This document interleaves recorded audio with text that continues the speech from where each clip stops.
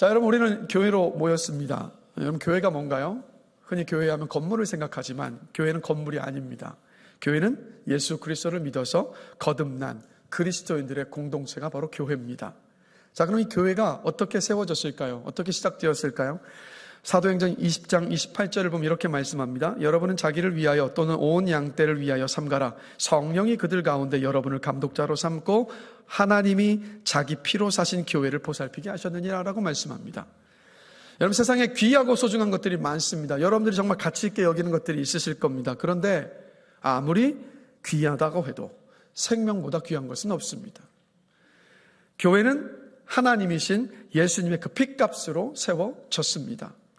그래서 교회가 그렇게 예수님께 소중한 것이고, 그래서 주님께서 교회를 그렇게 사랑하는 것이고, 교회가 하나님이신 예수님의 핏값으로 세워졌기 때문에 이게 바로 교회의 가치이고 교회의 영광입니다. 자, 그러면 왜 예수님은 당신의 핏값을 지불하시고 당신의 생명을 다 내어주시면서 이렇게 이 땅 가운데 교회를 세우시고 남기셨을까? 베드로전서 2장 12절을 함께 보시면 이렇게 말씀합니다. 우리 같이 한 목소리로 한번 읽겠습니다. 너희가 이방인 중에서 행실을 선하게 가져 너희를 악행한다고 비방하는 자들로 하여금 너희 선한 일을 보고 오시는 날에 하나님께 영광을 돌리게 하려 함이라. 아멘. 아멘. 자, 여러분, 우리가 사랑하고 우리가 오늘 예배하는 우리 예수님은요, 재림하십니다. 하늘로 올라가셨던 그 모습 그대로 이 땅에 오실 것이라고 분명히 약속하셨고, 우리는 그날을 고대하고 있습니다. 여러분, 그 재림하실 주님에 대한 소망 가운데 사시길 주님의 이름으로 축원합니다.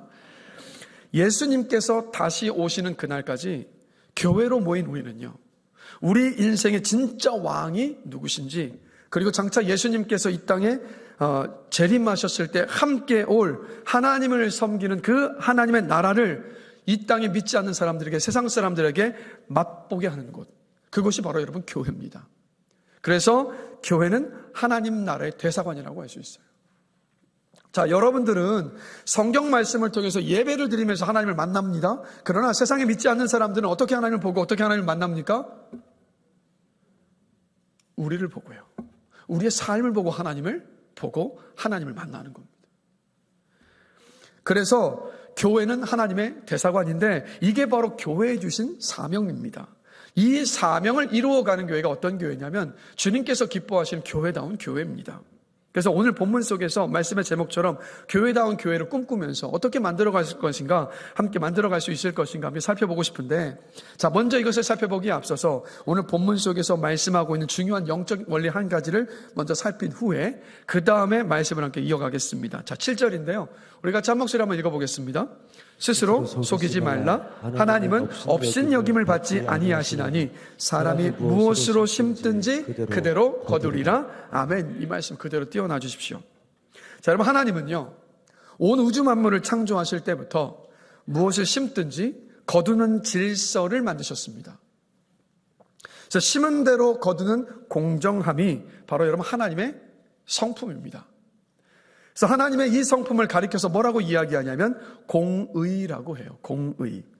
그래서 여러분, 심지 않고 거두려는 사람, 혹은 심지 않은 것에 대하여서 열매를 거두려는 사람은 오늘 본문에서 뭐라고 말합니까? 스스로를 속이는 사람이라고 말해요. 심지도 않은데 거두려는 심보는 잘못된 심보잖아요. 근데 심지도 않았으면서 막 바라고 있으니까 자기 스스로를 속이고 있다는 겁니다. 자, 그리고 이 심지도 않고 거두려는 사람은 어떤 사람이냐면 하나님을 업신여기는 사람이에요. 왜냐하면 하나님께서 만드신 이 창조의 질서를 무시하는 거니까요. 그래서 여러분, 오늘 내가 맞이하고 있는 이 현재는요, 내가 심은 것에 대한 열매입니다. 그것이 어떤 것이 되었든. 그런데 이렇게 심은 대로 거두는 질서는 비단 어떤 우리의 인생과 세상과 어떤 수확하는 것에만 적용되는 것이 아니라 우리의 영적인 일에도 똑같이 적용이 돼요, 여러분. 자, 여러분, 예수님을 사랑하십니까? 잠깐, 예수님 사랑하십니까? 자, 예수님을 사랑하는 사람의 공통점이 있습니다. 교회를 사랑해요.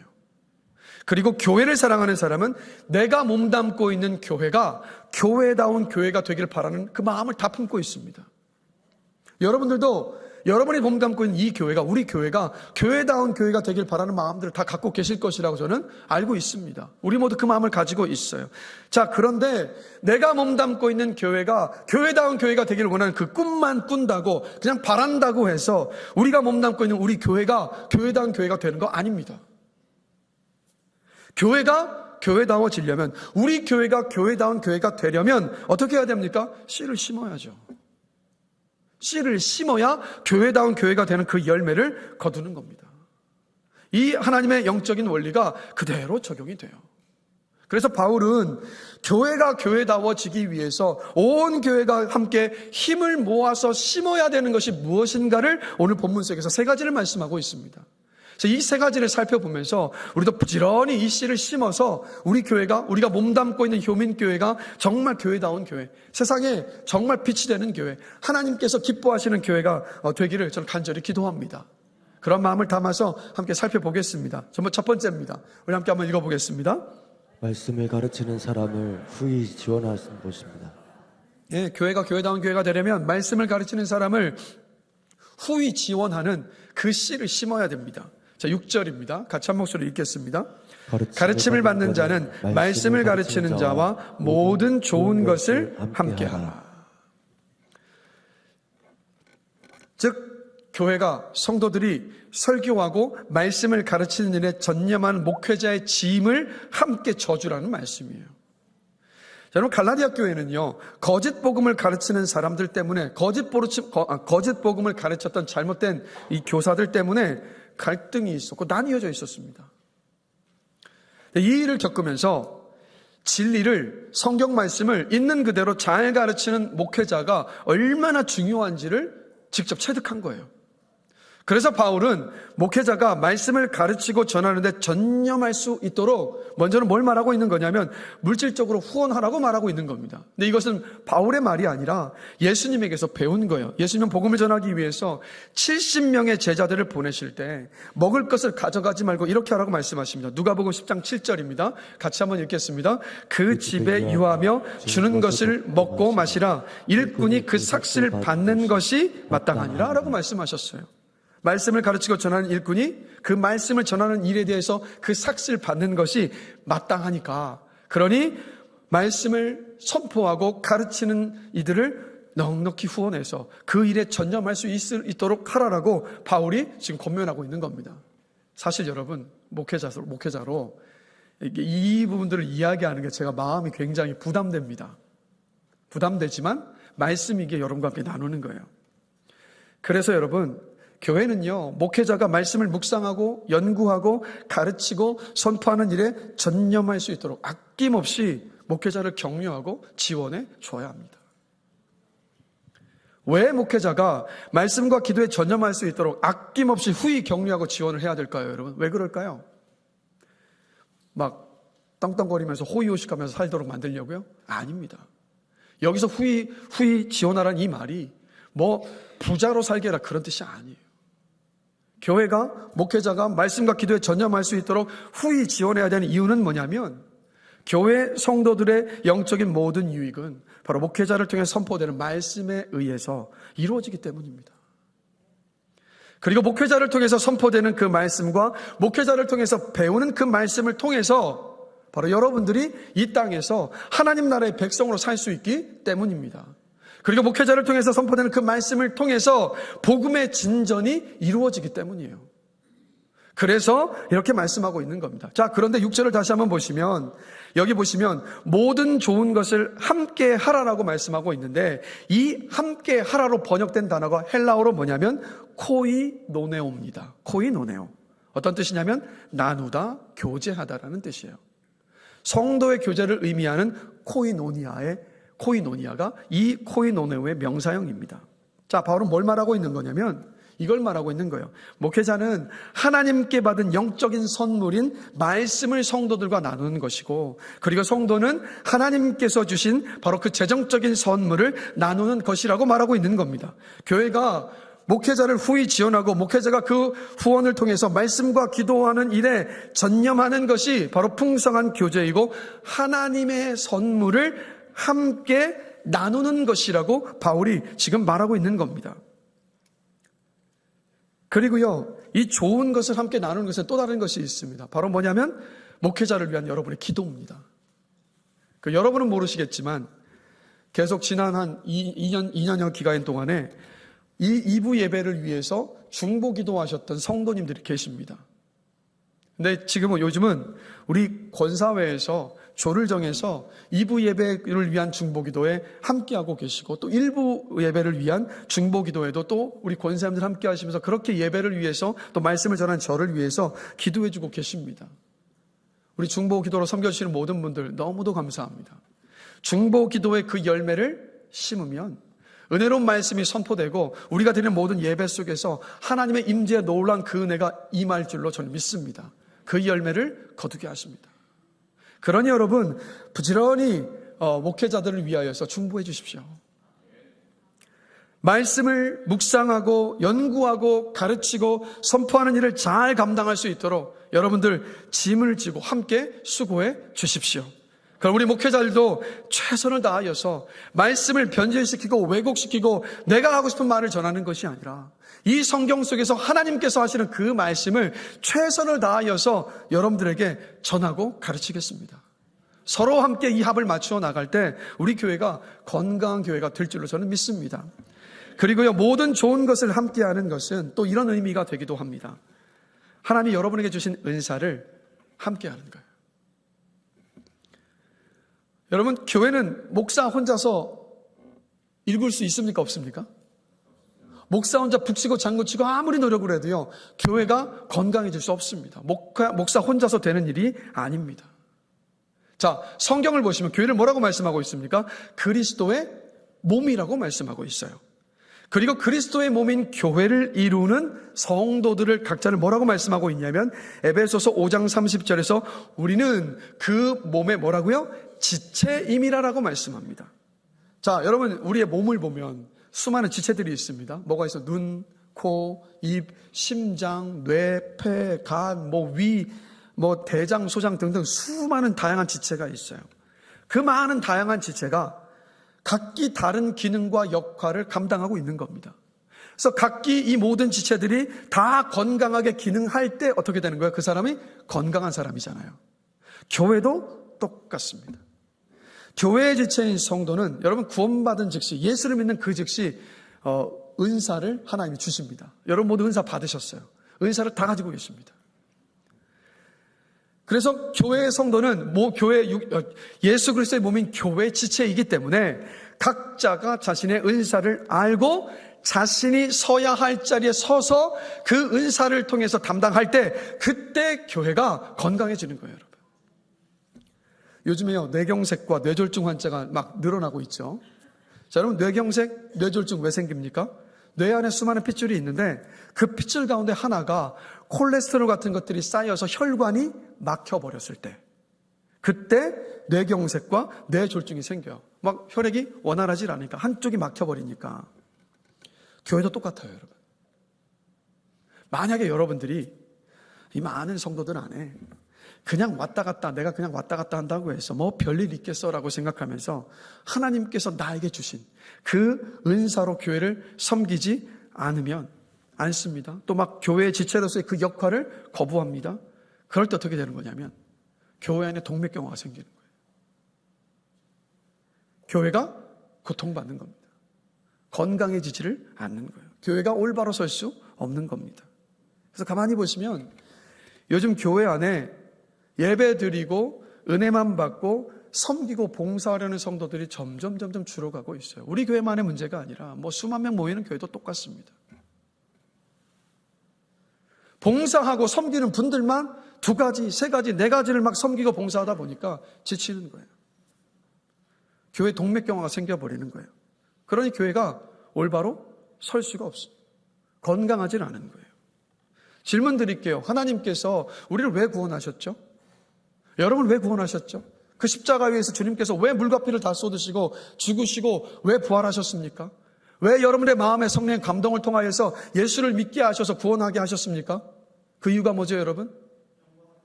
하나님의 영광을 위해서. 무엇이 하나님의 영광을 위한 겁니까?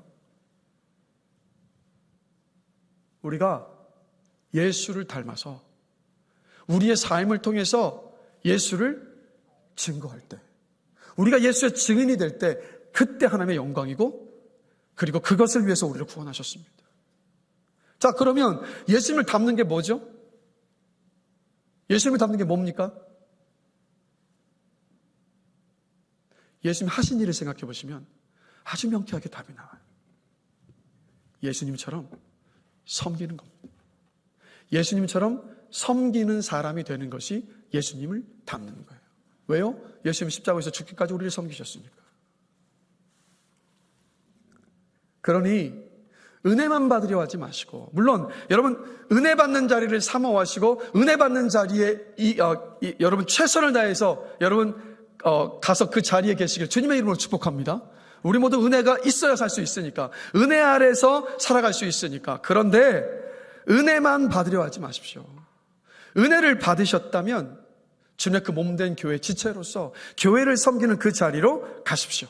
주님의 몸인 교회 지체의 그 역할을 감당하셔서 다른 사람이 우리 교회 건강하게 만들었으면 좋겠다라고 이야기하면서 왜 그거 못하냐고 하면서 지적하고 불평과 불만을 쏟아내는 게 아니라, 여러분들이 교회 지체의 역할을 감당하셔서 여러분들이 교회를 건강하게 세워갈 수 있게 되기를 주님의 이름으로 간절히 기도합니다. 이게 주님께서 바라시는 거거든요. 여러분 우리 교회 5층 옥상에 혹시 가보셨습니까? 별로 가보실 일이 없으시죠? 여기 이제 비포와 애프터를 알아야 되는데, 이제 교회 옥상에 가보면 이 소나무들이 막 울창하게 막 자라 있었습니다. 그러다 보니까 뭐 거기서 떨어진 솔잎도 마수붓기 쌓여서 배수구도 막힐 때도 많고, 거기서 나온 뿌리 때문에 막 교회 건물에도 많은 지장을 주고 있었습니다. 그런데 우리 교회 안식사님 한 분이요, 솔선수범하셔서 막 금요일 날 오셔가지고요, 그 나무 이발을 다 하셨어요. 전지 작업을 다 하신 겁니다. 그리고 다음날 되니까 전지 작업했던 것들이 수북히 쌓여 있는데, 장로님 두 분과 또 다른 집사님들, 또 그 안습사님도 같이 오셔가지고 그것들 깔끔하게 다 치우신 거예요. 5층에 가보면 나무 이발이 너무 깔끔하게 돼서 너무 보기 좋습니다. 예수님을 닮은 이 섬김에 감사합니다. 여러분, 우리 교회는요 1인 1일 사역을 원칙으로 합니다. 그래서 다음 주 아니면 다다음 주가 될 텐데, 목장에서 여러분의 은사가 무엇인지를 확인하는 은사 테스트하는 시간을 가질 겁니다. 그런 다음에 교회의 사역에 동참할 수 있는, 작정할 수 있는 시간을 그 목장 안에서 여러분 가지시게 될 거예요. 여러분 주님의 이름으로 권면합니다. 봉사하고 섬기는 자리로 가셔서 그리스도의 몸인 교회의 지체의 역할을 감당하시기를 주님의 이름으로 축원합니다. 교회를 사랑하고 주님을 닮아가고 건강한 교회, 아름다운 교회를 세워가는 기회를 놓치지 마십시오. 함께 참여하셔서 함께 여러분들 그 교회 지체가 되어주셔서 정말 우리가 몸담고 있는 이 교회, 건강한 교회, 교회다운 교회 함께 세워갈 수 있게 되길 주님의 이름으로 간절히 기도합니다. 자, 두 번째입니다. 교회다운 교회를 일구기 위해서 우리가 심어야 되는 씨가 뭔가? 둘째, 같이 한번 읽습니다. 교회 안에 성도 각자가 성령을 위하여 심는 것입니다. 자, 8절 말씀 다 같이 읽겠습니다. 자기의 육체를 위하여 심는 자는 육체로부터 썩어질 것을 거두고, 성령을 위하여 심는 자는 성령으로부터 영생을 거두리라. 아멘. 자, 이 말씀에서 육체를 위하여 심는 것은 뭐냐면, 나의 어떤 이기적이고 자기중심적인 어떤 내 마음을 따라서, 내 안의 욕망을 따라서 선택하고 결정하고 행동하는 것을 말합니다. 자, 이렇게 육체를 위해서 심으면 뭘 거둔다고 말씀하고 있죠? 썩어질 것을 거둔다.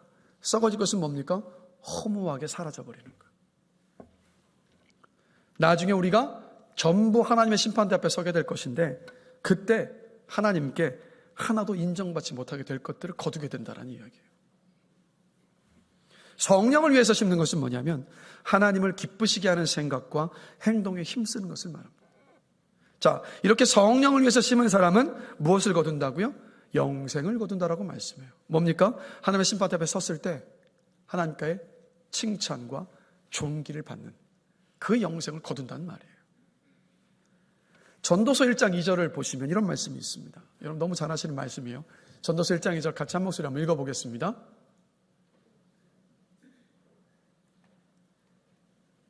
제가 읽겠습니다. 헛되고 헛되며 헛되고 헛되며 모든 것이 헛되도다. 여러분, 이 방송실이요, 굉장히 어렵습니다. 저 섬기는 일이. 왜냐하면 여러분들 은혜 받고 있을 때 방송실을 섬기시는 분들은요, 섬기면서 그 은혜를 여러분이 받도록 최선을 다하고 있는 곳인데, 여러분 기도해 주십시오. 격려해 주시고, 그래서 조금만 집중해 주셔서 이게 섬겨 주신다면 우리가 더 큰 은혜를 누릴 수 있을 줄로 믿습니다. 우리 좀 이왕 나온 김에 우리 방송실을 섬기시는 분들 격려의 박수 함께 하시겠습니다. 박수 소리 들리시죠? 네, 늘 감사합니다. 자, 전도자가 이르되 모든 것이 헛되고 헛되며 헛되고 헛되니 모든 것이 헛되도다. 헛되다는 히브리어로 헤벨입니다. 헤벨은 헛되고 허무하다로도 해석이 될 수 있지만 짧다라는 의미로도 해석이 됩니다. 그래서 이 전도서 전체 개역개정 성경은 헛되다로 번역을 했지만 사실 전도서 전체를 가만히 보시면 살펴보시면 짧다라고 번역하는 것이 그 전체의 의미에 더 합당합니다. 자, 전도자가 세상의 모든 것이 헛되다고 말한 이유는 뭡니까? 세상의 모든 것이 영원하지를 않고 잠시 있다가 사라지는 것이기 때문이에요.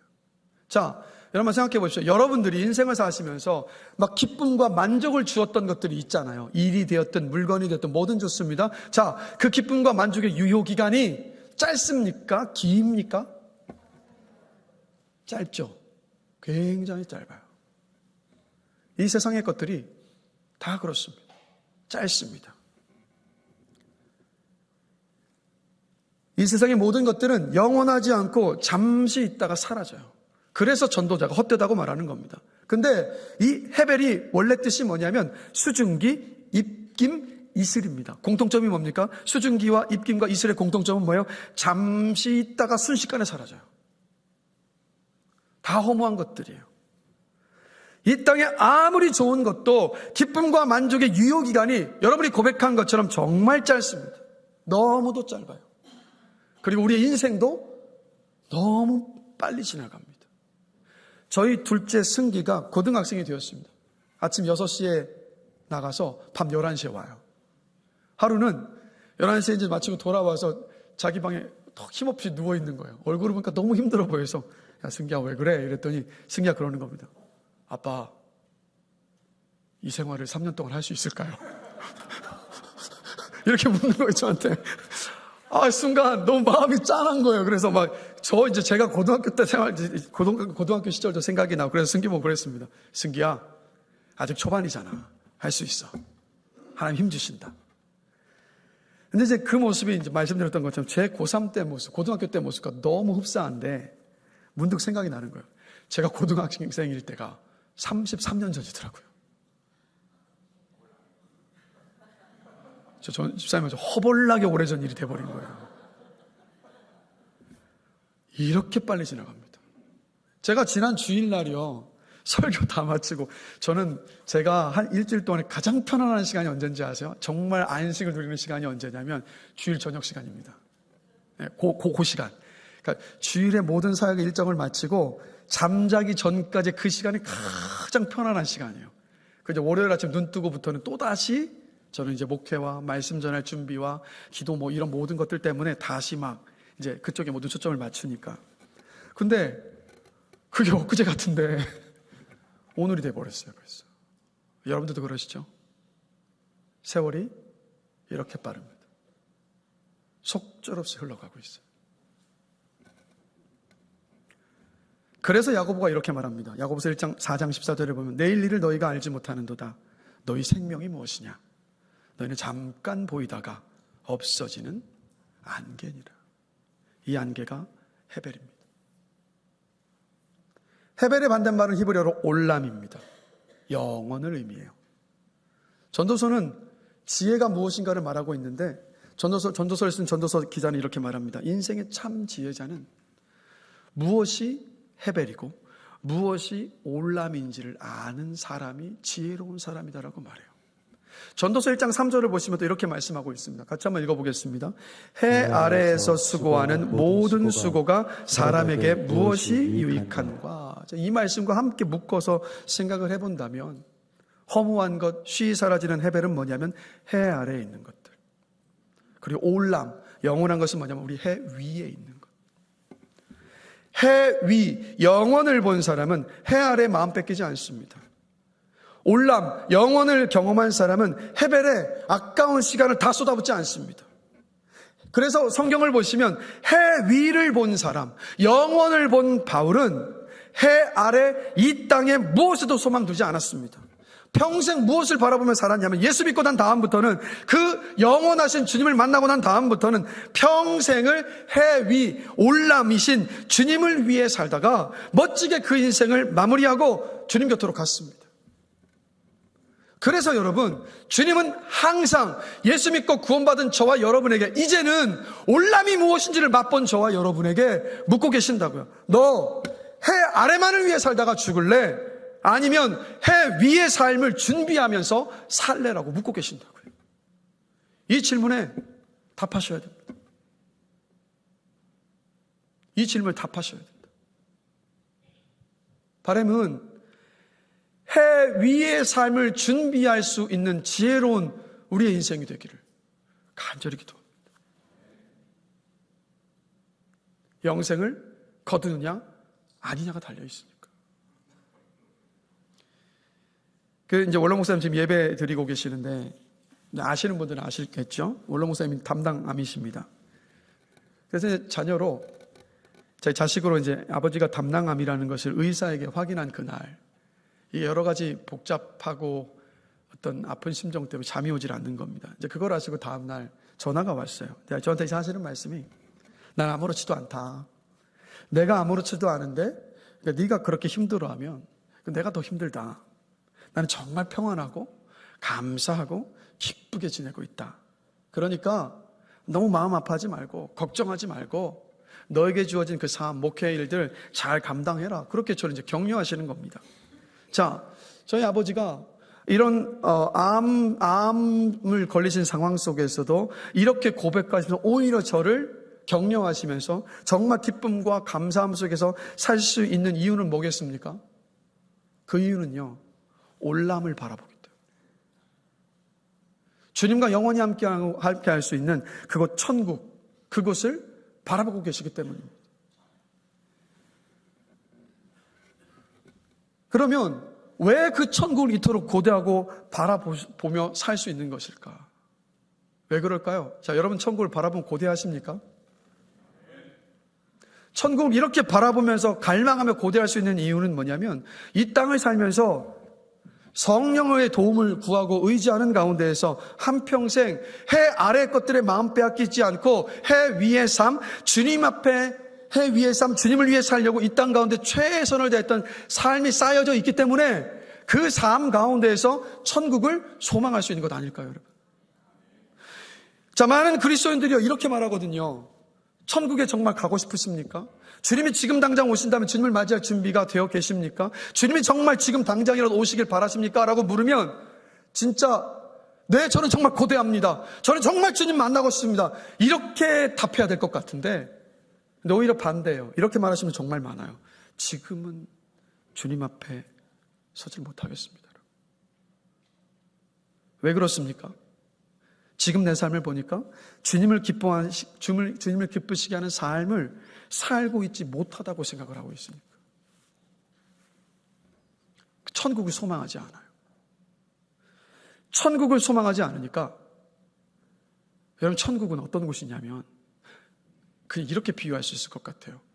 여러분이 이 땅에서 가장 좋고 가장 행복하게 만드는 그 어떤 것보다도 좋은 것.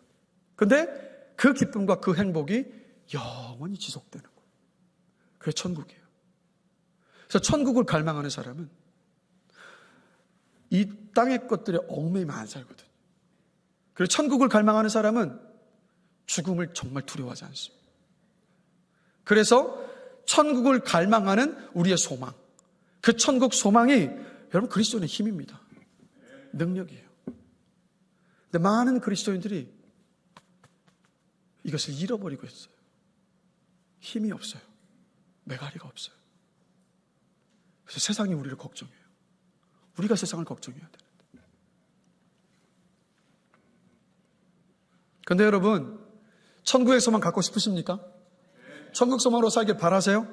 그거요, 여러분이 바라신다고 갈망한다고 해서 어느 날 덥석 그런 천국 소망으로 살 수 있는 것 아닙니다. 해 아래에 소망을 두고 살아왔어도 내 마음을 다 잡고 해 위의 삶, 그 영원한 삶에 소망을 두고 살아가려는 그 치열한 삶의 싸움이 여러분 안에 있어야 됩니다. 우리 안에 있어야 돼요, 여러분. 매일 성령을 의지하고 성령의 도움을 구하면서 하나님을 기쁘시게 하는 생각과 행동에 힘써야 합니다. 성령을 위하여 심어야, 그래야 영생을 거두니까. 순식간에 사라져버리는 해 아래 허무한 것들만을 위해서 사시지 마시고 해 위의 것들을 추구하시면서 정말 주님 앞에 서게 될 그날을 좀 갈망하시면서 바라보시면서 사시기를 간절히 기도합니다. 정말 간절히 기도해요.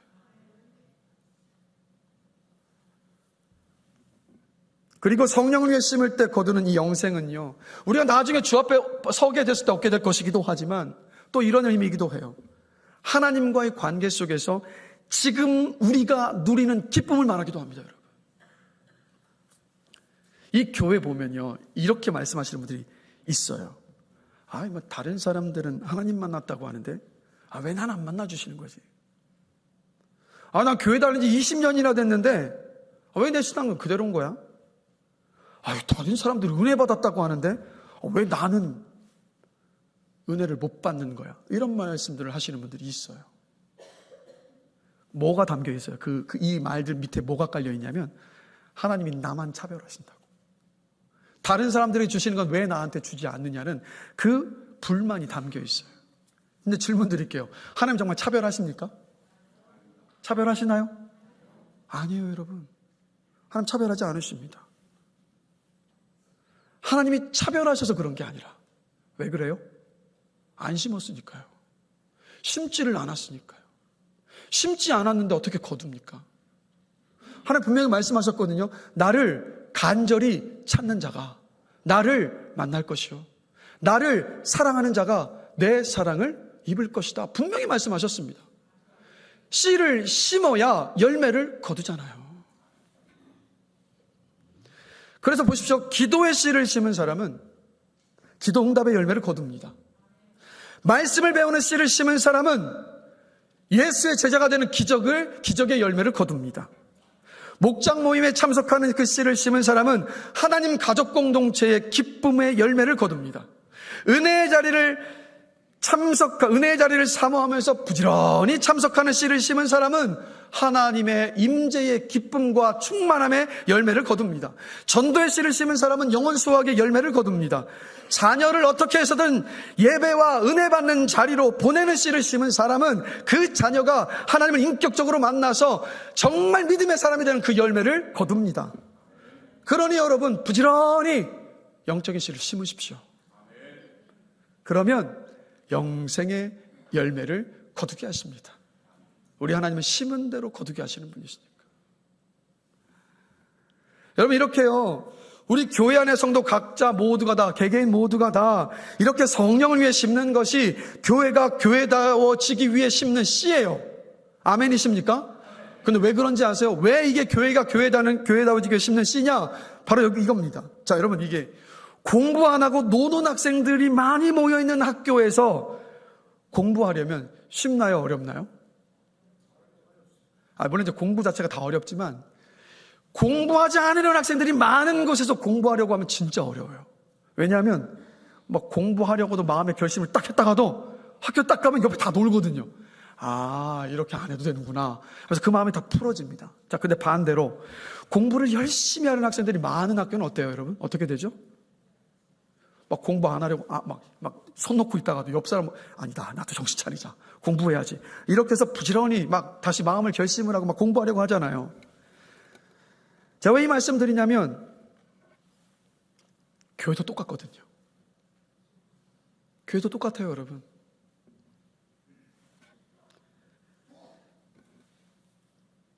여러분이요, 부지런히 막 성령을 위해서 심고 영생의 열매를 여러분의 삶 속에서 거두면서 막 기뻐해요. 그 모습을 옆에 미적지근하게 있었던 성도가 봐요. 그럼 어떻게 되겠습니까? 와, 이 뭐지? 나도 한번 심어봐야겠다. 그래서 막 마음에 도전이 되고 격려를 받아가지고 심습니다. 그래서 어떻게 돼요? 심었으니까 거두잖아요. 함께 성장하는 거예요. 자, 그럼 제가 질문을 드릴게요. 우리 자신을 스스로 냉정하게 한번 평가를 한번 해보십시다. 내가 나를 평가하는 거니까. 다른 사람들 생각하지 마시고. 제가 이 질문 드릴 테니까 나는 어떤 성도인가 한번 살펴보세요. 자, 여러분은 옆 사람의 신앙의 열심에 불을 지피는 성도인가요? 아니면 사그라들게 하는 성도인가요? 해 위의 삶을 바라보며 주를 위해 살도록 용기를 주고 격려하는 성도인가요? 아니면 그런 마음을 품었다가도 여러분과 교제하고 나면 김이 다 새버리게 만드는 그런 성도이십니까?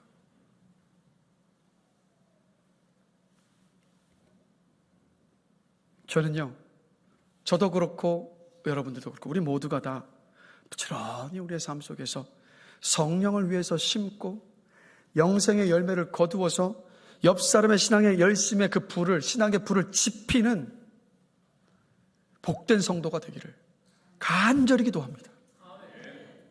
그래서 우리 교회 모든 성도가 한 마음과 한 뜻으로 성령을 위해 심는 건강한 교회, 교회다운 교회를요, 우리 함께 일구어 갈 수 있게 되기를 간절히 축원합니다. 마지막 세 번째입니다. 우리가 어떤 씨를 심어야 되는가 같이 한번 읽습니다. 기회 있는 대로 선을 행하는 것입니다. 자, 10절 말씀 같이 한번 읽겠습니다. 그러므로 우리는 기회 있는 대로 모든 이에게 착한 일을 하되 더욱 믿음의 가정들에게 할지니라. 아멘. 자, 여기 보시면 물론 9절에서도 선을 행하는 걸 말하고 있고 10절에서도 이제 착한 일을 하라고 말씀하고 있는데, 선을 행하는 것, 착한 일을 하는 것은 뭡니까? 하나님께서 기뻐하시는 일을 말해요. 자, 그러면 하나님께서 바라시고 기뻐하시는 일은 뭡니까? 자, 요한복음 13장 34절 함께 보시겠습니다. 같이 읽겠습니다. 새 계명을 너희에게 주노니 서로 사랑하라. 내가 너희를 사랑한 것 같이 너희도 서로 사랑하라. 자, 하나님께서 기뻐하시고 하나님께서 바라시는 일은 뭐냐면 뭡니까? 우리가 사랑하며 사는 거예요. 왜요? 하나님이 사랑이시니까. 자, 그런데 오늘 본문 말씀의 10절을 보면 이렇게 사랑하며 사는데 뭐라고 말하고 있냐면 더욱 믿음의 가정들에게 할지니라라고 말씀하고 있습니다. 무슨 말입니까? 막 사랑하면서 살아야 하는데 먼저는 더욱 교회 안에 믿음의 형제와 자매를 사랑하라는 이야기예요. 자, 왜 그러냐? 자, 보면서 갈라디아 교회는 어떤 상황이었습니까? 거짓 복음을 전했던 사람들 때문에 갈라지고 나뉘어져 있었단 말이에요. 서로 사랑하지 않았습니다. 그런데도 밖에 나가면 막 사랑을 이야기한 거예요. 그러니까 바울이 뭐라고 말하고 있는 거냐면 같은 교회 안에 형제와 자매도 사랑하지 않는다면 우리는 위선적으로 살고 있는 거다라고 말하고 있는 거예요. 그러니 교회 안에 형제 자매를 더욱 먼저 사랑해라라고 말하고 있는 거예요. 자, 여러분 가만히 생각해 보시면 우리가 자주 대면하지 않는 이웃에게 선을 베푸는 일은요, 사실 생각보다 쉽습니다. 예를 들면 NGO 단체를 통해 가지고요, 멀리 있는 어떤 사람들을 돕고 섬기는 것들, 그 선한 일들 함에 있어서 큰 어떤 마음의 어떤 고민과 어떤 막 고심하는 것 없이 우리 쉽게 도울 수 있잖아요.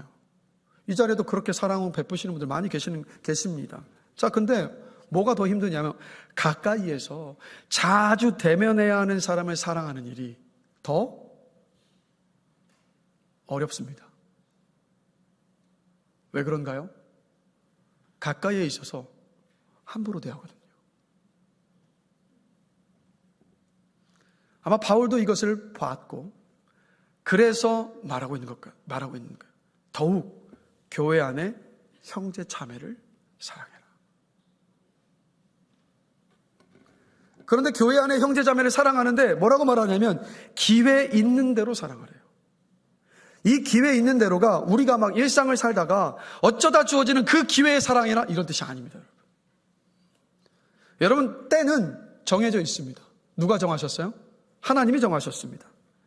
그래서 모든 것은 해야 할 때가 있고 해야 할 때 해야 합니다. 하나님께서 우리에게 허락하실 때 사랑해야 돼요. 그럼 질문 드릴게요. 하나님께서 우리에게 허락하실 때, 하나님께서 우리에게 맡기신 때는 언제입니까? 언제죠? 언제입니까, 여러분? 지금이에요. 오늘입니다. 자, 엄밀히 말하면 하나님이 우리에게 허락하신 때는 지금 이 순간뿐이에요. 오늘뿐입니다. 우리가 내 곁에 형제 자매를 내게 소홀히 대하는 이유는 이것 때문이잖아요. 그 사람이 그 사람과 오래 있을 것이라고 착각하기 때문에.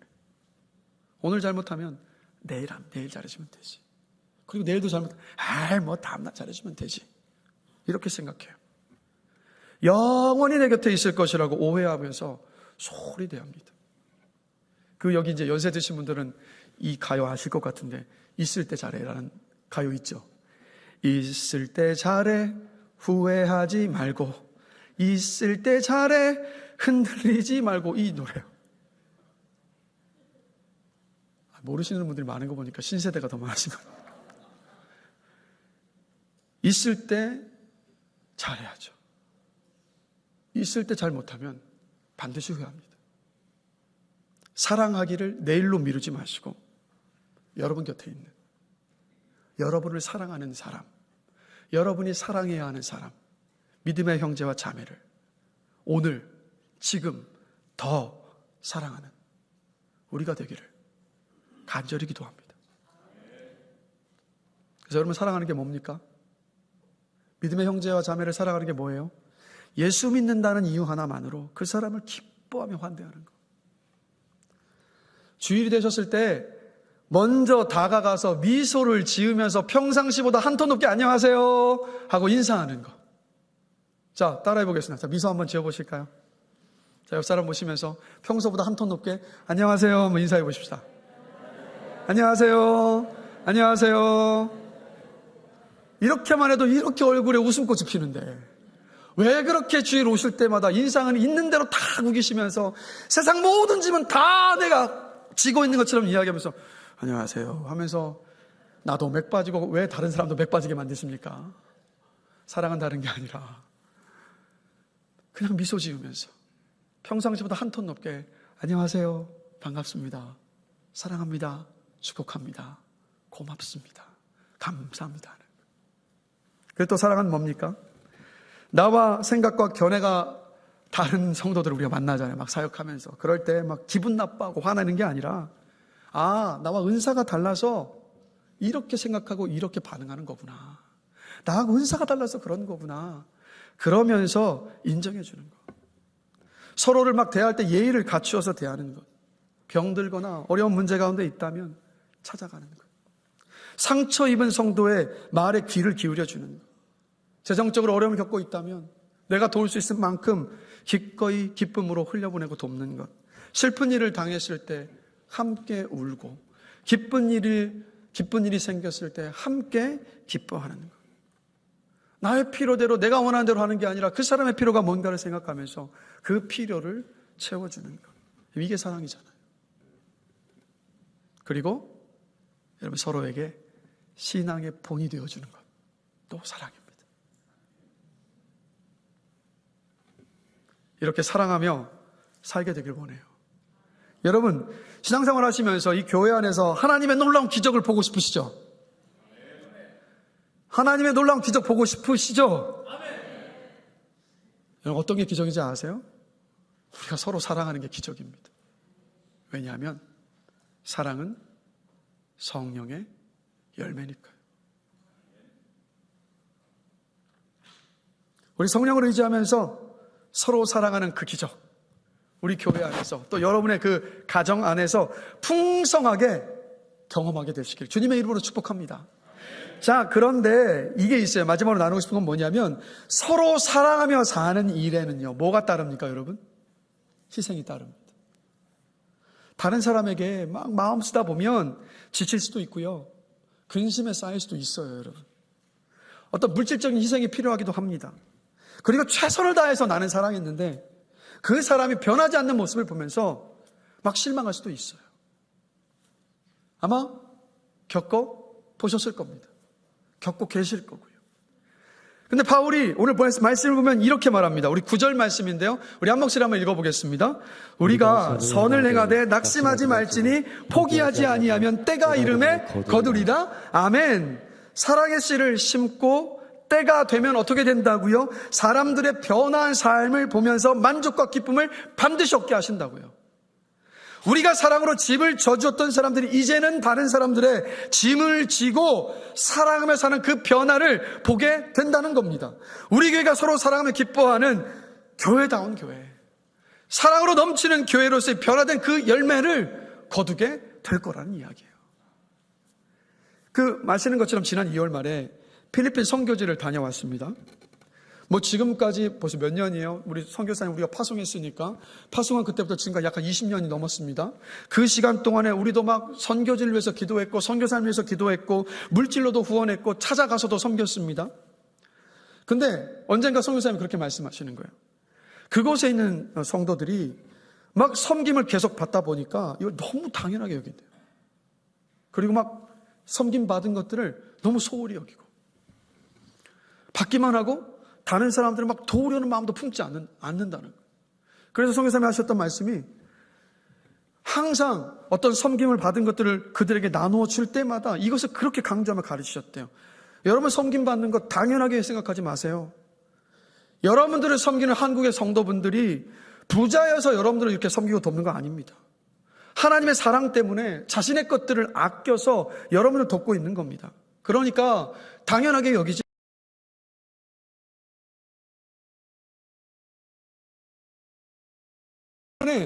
선교지를 방문해서 선교사님이 그곳 필리핀 몬탈반 지역에 처음으로 개척한 교회가 동북교회예요. 그 동북교회를 방문했는데, 그래서 그곳을 방문해서 이제 비전 트립팀하고 같이 함께 그곳에서 선교사님에게 이 교회의 어떤 일들 또 어떻게 지금 되어가고 있는가 같이 함께 이야기를 나누고 함께 좀 기도하는 시간을 가졌으면 정말 은혜의 시간이었어요. 자, 그 시간을 갖고 뒤를 돌아서서 그 예배당 뒤편에 가보니까 뭐가 있었냐면요. 게시판이 크게 있는데 교회 개척을 위한 헌금이라는 타이틀 밑에 그 교회 성도들의 이름이 적혀 있고 자신이 작정한 헌금의 액수가 써져 있는 거예요. 여전히 가난하지만 그들이 작정을 하고 교회를 개척하고자 했던 그 뜻을 모으고 있었던 거고, 그리고 실제 보니까 그 교회와 그 교회 성도들이요 그 지역에 다른 멀리 떨어진 곳에 교회를 개척했고요 그 교회를 섬기고 책임지고 있더라고요. 사랑을 받기만 했던 이들이었는데, 받는 것을 너무 당연하게 여기면서 소홀히 여겼던 이들이었는데 어떻게 된 겁니까? 사랑하는 성도들, 나눌 수 있는 성도들로 변화된 거예요. 얼마나 기쁘고 감사하든지. 이렇게 되기까지 얼마나 걸린지 아세요? 20년이요. 20년이 걸렸습니다. 선을 행하되 낙심하지 말지니 포기하지 아니하면 때가 이름에 거두리라. 이 말씀 그대로. 사랑하면서 여러분 낙심할 수 있습니다. 그러니 낙심하지 말라고 말씀하잖아요. 근데 여러분 낙심하지 마십시오. 그래도 계속 심으십시다. 계속 사랑하십시다. 성령님의 도움을 구하면서 우리 사랑의 씨를 계속해서 뿌리십시다. 씨를 뿌리는 것은 우리들이지만 그 뿌려진 씨에 물을 주고 자라게 하시고 거두게 하시는 분은 누구세요? 우리 하나님이시니까. 씨를 뿌리면 반드시 거두게 하십니다. 이것을 믿고 주님을 신뢰하면서 우리 서로 사랑하는 그 씨를 부지런히 최선을 다해서 심어나갈 수 있게 되기를 주님의 이름으로 간절히 축원합니다. 말씀을 마무리하겠습니다. 우리 찬양팀 다 올라와 주실까요? 여러분, 심는 대로 거두게 하시는 하나님의 질서에는 세 가지 원리가 있어요. 여러분, 이걸 좀 기억하셨으면 좋겠어요. 첫 번째는 뭐냐면 심은 때와 다른 때에 거둡니다. 심자마자 거두지 않아요. 시간이 필요합니다. 열매를 맺기까지 인내하면서 기다려야 됩니다. 그런데 중요한 것은 반드시 열매를 거두게 하십니다. 두 번째는 뭐냐면 심은 것보다 더 많이 거둬요. 자, 여러분, 자연을 한번 보십시오. 씨는 정말 작아요. 근데 그 씨가 자라면 얼마나 풍성한 열매를 맺습니까? 영적인 일에도 똑같아요, 여러분. 자, 예를 들자면 야고보서 1장 5절을 보면 하나님께서 이렇게 말씀하세요. 너희 중에 누구든지 지혜가 부족하거든 모든 사람에게 후히 주시고 꾸짖지 아니하시는 하나님께 구하라. 그리하면 주시리라. 그러니까 하나님은 우리가 무언가를 구했을 때 그냥 그것만 주시는 분이 아니라 항상 후히 주세요. 풍성하게 주십니다. 똑같이 우리가 심으면 심은 것보다 더 많이 거두게 하세요. 세 번째는 이겁니다. 과거의 수확은 잊어버리고 미래를 위해서 오늘 심는 일에 집중해야 돼요. 여러분. 과거에 풍성한 수확을 얻었다고 오늘 심지 않으면 내일의 수확은 없어요. 미래의 수확은 없습니다. 영적인 일 똑같습니다. 과거에 내가 누렸던 그 은혜에 빠져 있지 마시고 씨를 심어야 돼요. 씨를 심어야 하나님께서 거두게 하십니다. 목회자가 말씀과 기도에 전무할 수 있도록 후하게 후원하는 교회, 하나님을 기쁘시게 하는 생각과 행동에 열심으로 모두가 다 힘쓰는 교회, 기회가 있는 대로 내일이 아니라 오늘 지금 내 곁에 내가 사랑해야 하고 나를 사랑하는 사람들을 최선을 다해서 사랑하는 그 교회, 우리가 그런 교회가 되기를 원합니다. 그리고 그 씨를 부지런히 심을 때 바로 주님께서 교회다운 교회, 사랑으로 소문난 교회, 세상에 예수님의 사랑을 증명하는 교회, 세상의 빛과 소금이 되는 교회, 하나님의 살아계심을 증거하는 교회, 그래서 수많은 영혼들을 그 하나님 곁으로 이끄는 그런 교회의 열매를 반드시 맺게 하실 줄로 믿습니다. 그런 열매를 맺는 주역들이 되시기를 주님의 이름으로 축원합니다. 우리 시간이요, 우리 들었던 말씀을 생각하시면서 우리 함께 찬양하기를 원합니다. 오늘 처음 부르시는 찬양일 거예요.